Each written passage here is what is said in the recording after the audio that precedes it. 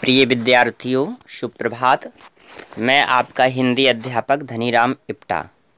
अभ्यास कार्य की श्रृंखला में आज मैं आपके लिए लेकर आया हूँ हिंदी व्याकरण अभ्यास कार्य 3 प्रस्ताव लेखन।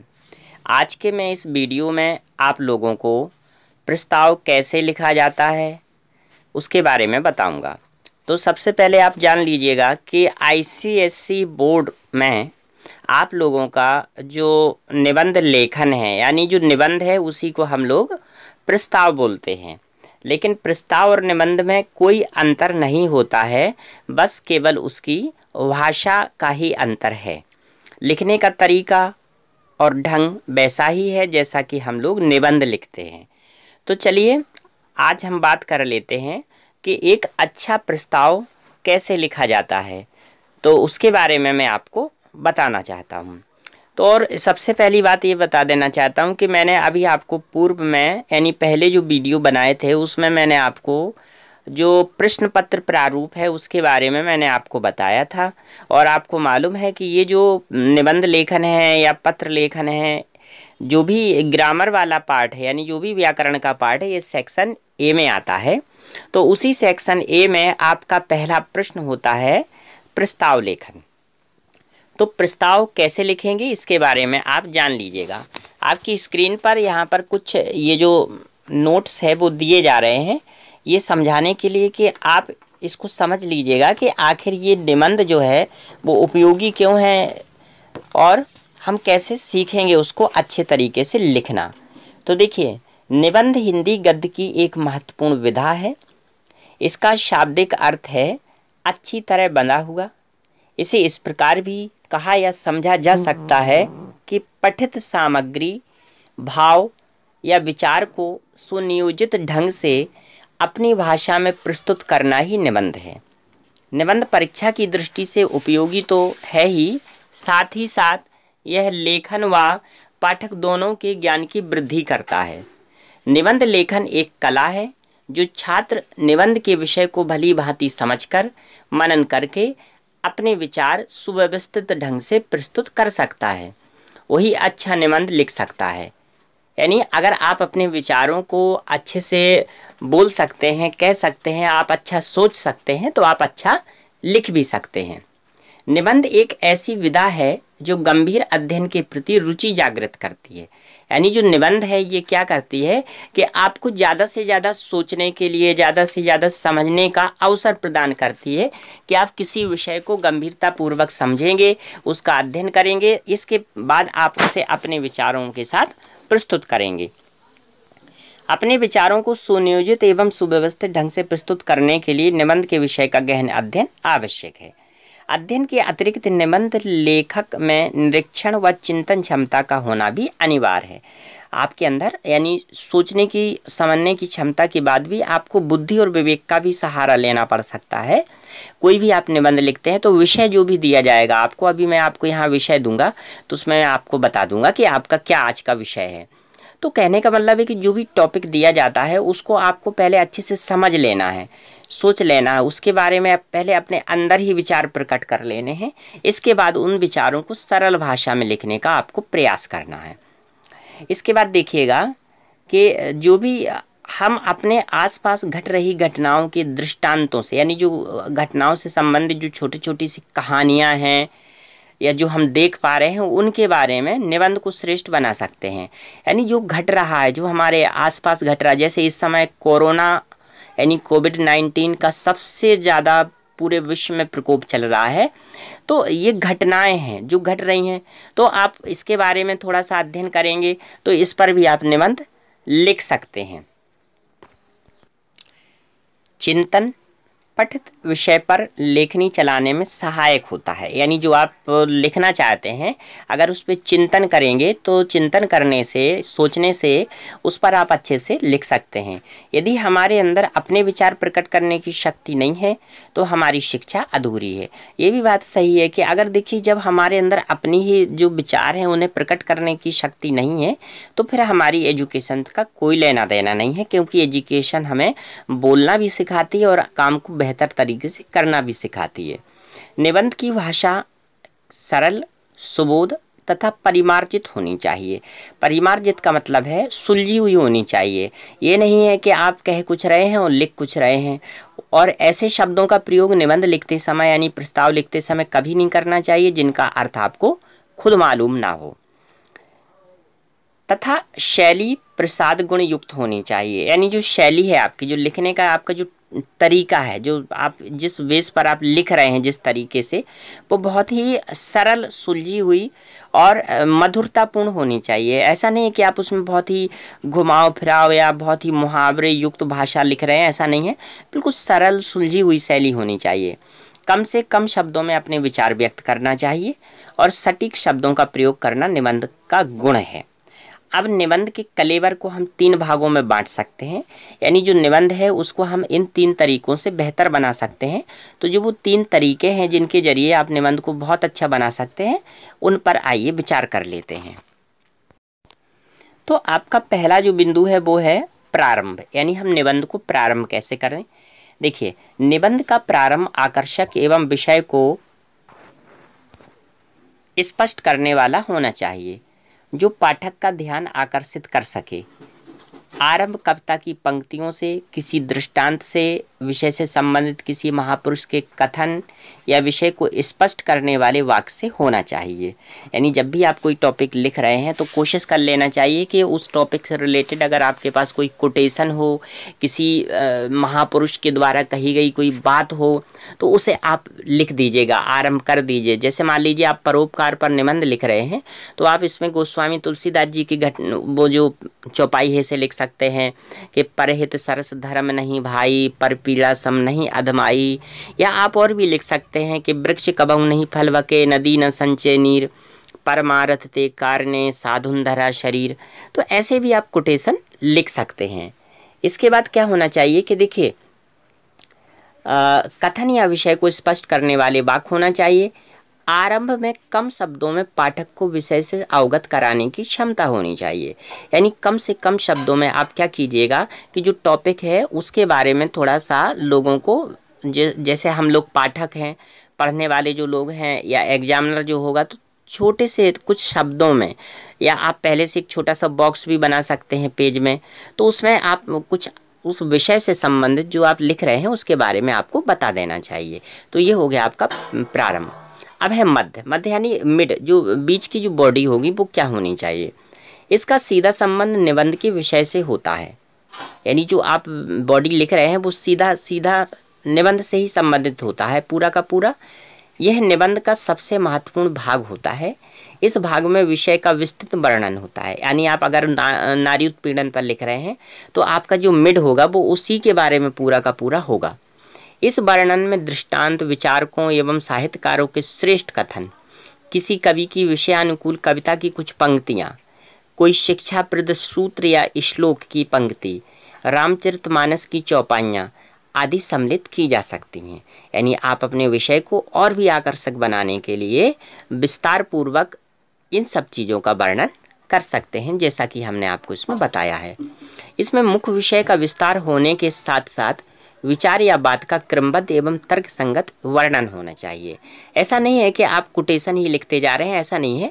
आपको करना क्या है कि आप कोटेशन भी लिखें बीच बीच में और अपने विचारों को भी व्यक्त करें। तो आप अपने विचारों को व्यक्त करेंगे और कोटेशन को भी लिखेंगे तो आपकी बात और भी आकर्षक हो जाएगी। अब इसके बाद होता है अंत। अंत में क्या होता है कि निबंध का अंत संक्षिप्त होना चाहिए, प्रभावशाली एवं सारगर्भित होना चाहिए, जिसको आप कंक्लूजन भी बोलते हैं, उपसंहार जिसको हम बोलते हैं। तो वो क्या होना चाहिए कि ये संक्षिप्त होना चाहिए, प्रभावशाली होना चाहिए, यानी बहुत ही अच्छे शब्दों का प्रयोग होना चाहिए, और सारगर्भित यानी उसका कोई मीनिंग हो, ये होना चाहिए। संपूर्ण निबंध के संबंध में लेखक का दृष्टिकोण अंत के कुछ वाक्यों में स्पष्ट होना चाहिए। यानी आपकी जो मेंटालिटी है, आपकी जो मानसिकता है उस टॉपिक से रिलेटेड, यानी आप भाई कोई विषय है तो उस पर आप अपने भी विचार देना चाह रहे होते हैं, तो ऐसे समय में आप क्या कीजिएगा कि जो भी आपका अपना मत है उस मत को आप अंत में लिख सकते हैं। निबंध का अंत संपूर्ण निबंध की सफलता का आधार है। यानी जो आपका निबंध का जो आप अंत करते हैं, उपसंहार करते हैं, तो वो आपका पूरा जो निबंध है उसका एक सार है, उसको दिखा देता है कि आपने कितने बेहतर तरीके से इस निबंध को लिखा है। तो ये तो थी निबंध लिखने के बारे में कुछ छोटी सी बातें थी। अब हम आपका क्या करेंगे कि एक आज निबंध लेते हैं और उस निबंध का आपको हम अभ्यास कराते हैं, और इसके बाद मैं आपको होमवर्क में एक टॉपिक दे दूंगा। उस टॉपिक पर आप भी घर में निबंध लिखिएगा, और जब स्कूल रीओपन होते हैं तो आप दिखाइएगा, बताइएगा कि ये हमने लिखा था। आप रफली लिख सकते हैं, कोई ज़रूरी नहीं उसे आप बड़े ही रफली लिखिएगा, लेकिन आप कोशिश करिएगा अच्छे से अच्छा लिखने की। तो चलिए हम आज अभ्यास कर लेते हैं एक विषय के साथ। तो आज आपका एक विषय है, इस पर आपको प्रस्ताव लिखना है। विषय है ग्लोबल वार्मिंग और हमारी धरती। ये आपका विषय है और इस पर आपको प्रस्ताव लिखना है, ग्लोबल वार्मिंग और हमारी धरती। तो देखिए मैं आपको बता दूं, ग्लोबल वार्मिंग क्या है? ये बढ़ता हुआ तापमान है, और बढ़ते हुए तापमान के कारण हमारी इस धरती पर बहुत सारा नुकसान हुआ है और बहुत सारे प्राकृतिक बदलाव भी हो गए हैं। तो बहुत सारी बीमारियां, महामारियां और ये तमाम जो समस्याएं हैं ये कहीं ना कहीं इसी ग्लोबल वार्मिंग के कारण हैं। तो जैसे ये टॉपिक है आपका ग्लोबल वार्मिंग और हमारी धरती, तो वो आप इसको कैसे लिख सकते हैं? तो देखिए मैंने इसमें आपको लिख के दे रखा है, तो उसको आप आज समझ लीजिएगा, पढ़ लीजिएगा थोड़ा सा, तो आपको एक आइडिया हो जाएगा कि हम इस तरह से अपने विचारों को व्यक्त कर सकते हैं। और एक बात याद रखिएगा कि आप जितना ज़्यादा पढ़ेंगे उतना ज़्यादा ही आप अच्छा सा लिख पाएंगे। तो मैं यही कहूँगा आपसे कि आप ज़्यादा से ज़्यादा पढ़ने की आदत डालिएगा। तो चलिए आज हम इस विषय पर चर्चा करते हैं, ग्लोबल वार्मिंग और हमारी धरती। पर्यावरण का संकट किसी एक देश का नहीं, अपितु यह प्रकृति द्वारा मानव जाति के लिए गंभीर चेतावनी है। इससे जीव संबंधी विविधता का निरंतर क्षरण होता जा रहा है। इससे लगभग 20% जातियां विलुप्त होने के कगार पर हैं। प्राकृतिक संसाधनों के अंधाधुंध दोहन और आबादी के उत्तरोत्तर बढ़ने के दबाव ने जैविक विविधता पर गंभीर खतरा उत्पन्न कर दिया है। जीव संपदा अर्थात वनस्पति और जीव की विविधता जितनी भारत में है उतनी अन्यत्र कहीं देखने को नहीं मिलेगी। हमारे देश में कन्याकुमारी के समुद्र तट से लेकर हिमालय और अरब की खाड़ी से लेकर बंगाल का सुंदरवन डेल्टा तथा जैव विविधता की संपदा से संपन्न व विस्तृत है। ग्लोबल वार्मिंग से जीव व वनस्पति दोनों को बहुत खतरा है। इससे मानव जाति भी विलुप्त होती जा रही है। भारत ही नहीं बल्कि अनेक देशों के जीविकोपार्जन का साधन कृषि है और अधिकांश लोग कृषि पर ही आश्रित हैं। इससे स्पष्ट है कि ग्लोबल वार्मिंग का सबसे बुरा असर देश के सबसे गरीब व्यक्ति अर्थात आम जनता पर पड़ जा रहा है। प्रकृति के असंतुलन जैसे बाढ़ या सूखे के कारण कृषि बर्बाद होती जाती है। कृषि उत्तम न होने के कारण बेरोजगारी और महंगाई, कर्ज के कारण कितने ही किसान खुदकुशी करने पर विवश हो जाते हैं। यहाँ पर जो आपका टॉपिक दिया गया है ये आप समझ गए होंगे कि ग्लोबल वार्मिंग के कारण कितना हमारे देश पर, हमारे समाज पर, हमारी कृषि व्यवस्था पर, हमारी वनस्पति पर और जीव जंतुओं पर जो असर पड़ रहा है वो बहुत बुरा है। इसमें देखिए कुछ कठिन से शब्द हैं तो मैं उनका आपको सरल किए देता हूँ। जैसे ये है पर्यावरण का संकट किसी देश, अपितु का मतलब बल्कि, लेकिन आप कुछ भी इसको कर सकते हैं। इसके बाद है इससे जीव विविधता मतलब जो टाइप्स ऑफ जो एनिमल्स हैं या जितने भी हमारे कोई भी जीव हैं, इंसेक्ट्स हैं, हम लोग हैं, ह्यूमन हैं, सब ये जीव में आ जाते हैं। क्षरण हो रहे हैं यानी नष्ट हो रहा है। इसके बाद है अंधाधुंध का मतलब होता है बिना कुछ सोचे समझे लगातार जो हो रहा है। प्राकृतिक संसाधनों से मतलब होता है हमारा कि जो हमारी जो खनिज संपदा है, जैसे बालू है, पहाड़ हैं, चट्टानें हैं, जंगल हैं, ये सब हमारे प्राकृतिक संसाधन होते हैं। ठीक है, तो ये कठिन शब्द थे तो मैंने ये बता दिया आप लोगों को और आप इतना इसमें समझ ही गए होंगे। अब इसके बाद जो है वो हम लिख सकते हैं। भाई इतने से तो काम नहीं चलेगा, तो इसके बाद आप देखिए क्या है। ग्लोबल वार्मिंग से ओजोन परत में छिद्र हो गए हैं। छिद्र हो गए यानी छेद हो गए हैं। ये पूरे सब संसार जान रहा है कि ऐसा हो गया है। तो छिद्र हो गए हैं, जिससे सूर्य से निकलने वाली पराबैंगनी किरणें सीधे जीव व वनस्पति पर हमला करती हैं। इन किरणों से मनुष्य में अनेक प्रकार की गंभीर बीमारियां हो जाती हैं। पीने के पानी पर भी खतरा हो गया है। सूरज की प्रत्यक्ष यानी जो हमें सामने जो दिख रही हैं डायरेक्ट, सूरज की प्रत्यक्ष तीव्र किरणों से पहाड़ों की बर्फ पिघलकर समुद्र का जल स्तर बढ़ने से बाढ़ का खतरा बढ़ रहा है और पीने के पानी की समस्या हो रही है। जब पीने के पानी पर ही संकट हो तो जल ही जीवन है वाली कहावत भी खतरे में है। अतः ये संकट इतना भयंकर है कि यदि यह कम नहीं हुआ तो वह दिन दूर नहीं जब मानव जाति के विनाश के अतिरिक्त कोई दूसरा विकल्प नहीं होगा। अब प्रश्न उठता है कि आखिर यह ग्लोबल वार्मिंग है क्या? सीधे शब्दों में तो ये धरती के गर्म होने की घटना ही ग्लोबल वार्मिंग है, जिसके कारण ग्लेशियर और हिम पर्वत आजकल पिघल रहे हैं। वैज्ञानिकों के अनुसार यदि हम समय व्यतीत किए बिना इस दिशा में कुछ करना शुरू कर दें तो आज भी कुछ हद तक इस संकट से उबरा जा सकता है। आवश्यकता इस बात की है कि ऊर्जा के लिए प्रदूषण रहित नए उपाय विकसित किए जाएं और अधिक शोध कार्य किए जाएं। बादलों का निर्माण करने वाली गैसों का उत्सर्जन यानी उनका जो बनाना है वो बंद कर दिया जाए तो चंद हफ्तों में ही ये खतरा टल सकता है। धुएं को कम करने का प्रयास किया जाए, पौधों को काटने की बजाय अधिक मात्रा में लगाया जाए और वनों में वृक्षों की कटाई को रोका जाए। अन्य स्थानों पर जलने वाला कूड़ा व प्लास्टिक पर रोक लगाई जाए ताकि इनसे निकलने वाली गैसें वातावरण को अधिक प्रदूषित न कर पाएँ। इसलिए हम अगर जगत का कल्याण चाहते हैं तो इस क्षेत्र में युद्ध स्तर पर कार्य करने की आवश्यकता है। तो प्रिय विद्यार्थियों, ये था आपका आज का एक प्रस्ताव जिसका नाम था ग्लोबल वार्मिंग और हमारी धरती। तो मैंने आपको इसमें विस्तारपूर्वक समझाया।